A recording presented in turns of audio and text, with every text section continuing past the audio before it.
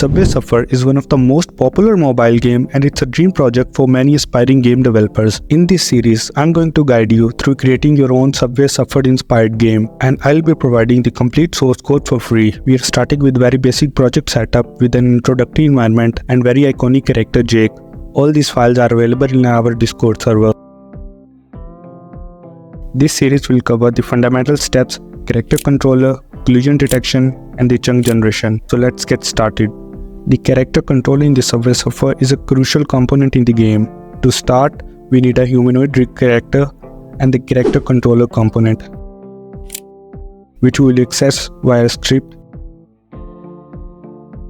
And the script is divided into two main parts: forward movement and the lane movement.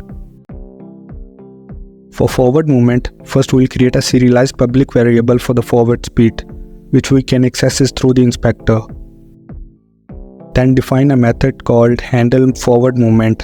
In this method, we will multiply transform.forward by forward speed and time.delta time, storing the result into vector3 variable. Convert this local vector into the world vector and use the controller.move method to move the character forward. So far, this has been the simplest part of our script.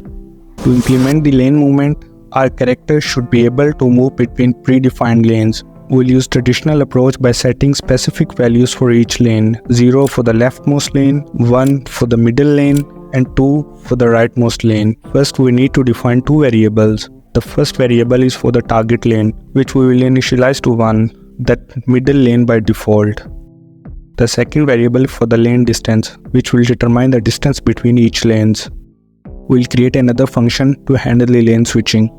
This function will take input from player. If left arrow is pressed, the move lane direction value will be set to -1. Similarly, if right arrow key is pressed, the move lane direction will be set to 1.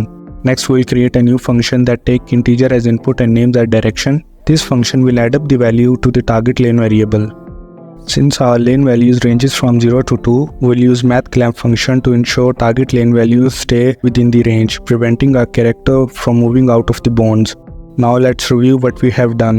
The handleLaneSwitching function checks for the player input and passes the appropriate value to the moveLane function. The moveLane function calculates the new target lane value based upon its input. Next, we will create a method for movement between lanes. The above code only specifies the lane values, not the character movement to the targeted position. Thus, let's define a function to calculate the target position. We'll start by keeping the character Z and Y values remain unchanged and store these values in variable called targeted position. Next, we'll add the condition to check the character's current lane. If the character is in the leftmost lane, we'll add up the lane distance to the targeted position. Similarly, for the right lane, we'll adjust the targeted position accordingly. This function then will return the calculated target position.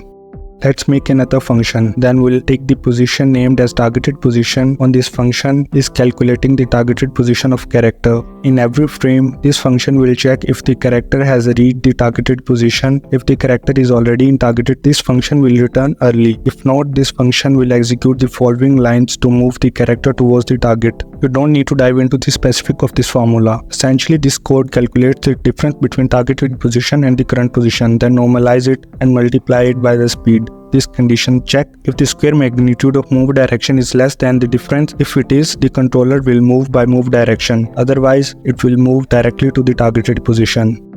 I know some of you will totally confused here. Now let's understand the flow of this code. This method will take the input, then target lane values will be decided by this method. Now we just have the lane values. For the movement, this function calculates the targeted position, and lastly, this code of block will move our player to that lane by using the difference formula. Now last, we'll play the dodge left and the right animation and by default run animation.